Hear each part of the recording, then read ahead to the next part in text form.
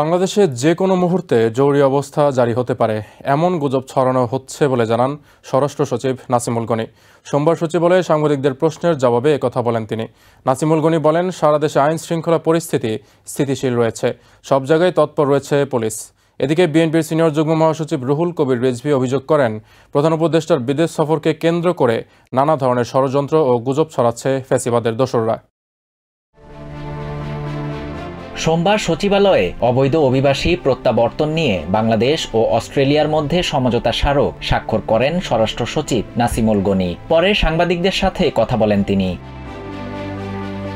বাংলাদেশ আইন শৃঙ্খলা পরিস্থিতি স্থিতিশীল রয়েছে এবং জরুরি অবস্থা জারি নিয়ে গুজব ছড়ানো হচ্ছে বলে মন্তব্য করেন স্বরাষ্ট্র সচিব। এগুলা মেয়ার গসিপস, আলাপ আলোচনা হচ্ছে, কিন্তু একজনের কথা বলছে, এর সম্বন্ধে আমার কোনো কমেন্ট নেই। এর আগে রবিবার রাতে সামাজিক মাধ্যমে গুজব ছড়িয়ে পড়ে জরুরি অবস্থা জারি হচ্ছে। ফেসবুকে একই সাথে কেউ কেউ দাবি করেন শিগগিরই বাংলাদেশে ফিরছেন ক্ষমতাচ্যুত প্রধানমন্ত্রী শেখ হাসিনা। সেসব তথ্যকে গসিপ হিসাবে বর্ণনা করেন স্বরাষ্ট্র সচিব। এদিকে ঢাকায় এক জরুরি সংবাদ সম্মেলনে বিএনপির সিনিয়র যুগ্ম মহাসচিব রুহুল কবির রিজভী অভিযোগ করেন, প্রধান উপদেষ্টা ডক্টর মোহাম্মদ ইউনূসের বিদেশ সফরকে কেন্দ্র করে নানা ধরনের ষড়যন্ত্র গুজব ছড়ানো হচ্ছে।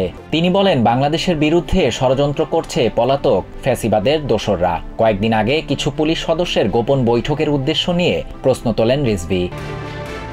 Shahriar Shafat, TVN 24 news desk.